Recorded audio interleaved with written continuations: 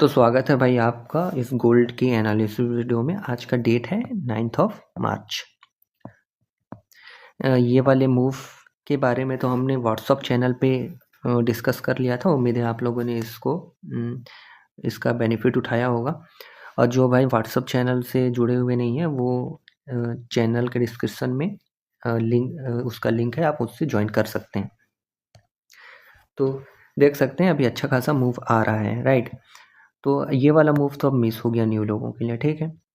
तो अब इसके बाद क्या, इसके बाद नेक्स्ट सेटअप के बारे में बात करते हैं। नेक्स्ट सेटअप में अपन देखेंगे तो ये आपका इंटरमीडिएट टर्म हाई है ये, ठीक है, हमें पता है इंटरमीडिएट टर्म हाई है और ये इंटरमीडिएट टर्म लो है, ठीक है, इंटरमीडिएट टर्म लो है।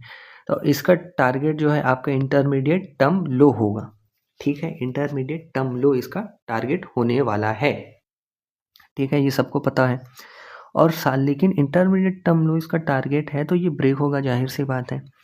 लेकिन ये जो जोन है, जो इंटरमीडिएट टर्म लो है आपका 1 आवर टाइम फ्रेम का, वो मंथ का जूडा स्विंग है, मंथ का जूडा स्विंग है। और जैसा कि हम जानते हैं जूडा स्विंग अगर ब्रेक होता है तो उसके बाद अच्छा मोमेंटम देखने को मिलता है, ठीक है। तो नेक्स्ट सेटअप हमारा इस प्रकार से बन रहा है। अगर ये मार्केट इसको ब्रेक कर देता है हमारे जूडा स्विंग वाली जोन को, ठीक है, हमारा जूडा स्विंग वाला जो जोन है, लेवल है, उसको ब्रेक कर देता है, ठीक है। और ब्रेक करने के बाद हमें देखना है, एक मिनट, हमें देखना है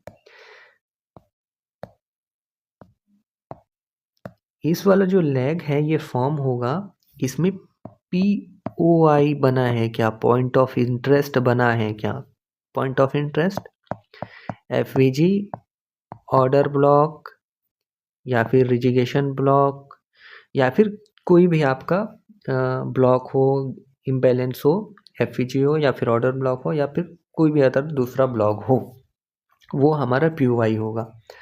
और फिर उसके बाद हमें करना क्या है, इस लेग में POI बन गया, ठीक है, तो उस POI तक हमें मार्केट का रिट्रेसमेंट का वेट करना है। और उस POI पे अगर हमें रिजेक्शन मिलता है तो वहाँ से हम एंट्री प्लान करेंगे। एंट्री प्लान करने के बाद हमारा टारगेट होगा 4960, 4900। फिर जो फाइनल टारगेट होगा इस वाले सेटअप के लिए, फर्स्ट जो लेग के लिए, वो 4800 के आसपास का, ठीक है। हालांकि इसका जो टारगेट होगा, जूडा स्विंग का ब्रेक होने के बाद जो टारगेट होगा वो 4600 से 4550 के आसपास का बनेगा, लेकिन वो सिंगल लेग में नहीं आएगा, उसके लिए दूसरा सेटअप है, ठीक है, उसके बारे में हम बाद में डिस्कस करेंगे। पहला जाइए क्या है हमारा, सिंपल है, इसके ब्रेक के बाद यहाँ पर बने कोई POI, सपोज करिए ये POI बन गया, ठीक है, तो रिट्रेसमेंट का वेट करेंगे और इस POI पे रिजेक्शन अगर मिले तो वहाँ से एंट्री बनाएंगे, कहाँ तक के लिए, 4960, 4900, 4800, ये सिंपल, ठीक है। और एक बात और बताना चाहूँ, ये जो जोन है ब्रेक होने के बाद ये भी POI का की तरह वर्क करेगा। क्या, ये मिटिगेशन ब्लॉक बन जाएगा। सपोज करें आप ये वीडियो देख रहे होंगे और अभी तक इसने इस जूडा स्विंग को नहीं लिया है, ठीक है, इस जूडा स्विंग को नहीं लिया है, तो इसके बाद अगर रिट्रेस करके इस वाले हमारे जो मिटिगेशन ब्लॉक है यहाँ पर आता है और यहाँ पर रिजेक्शन मिलता है तो वहाँ से भी एक आप एंट्री प्लान कर सकते हैं। टारगेट सेम रहेगा 4960, 49, ठीक है, और 4800, ठीक है।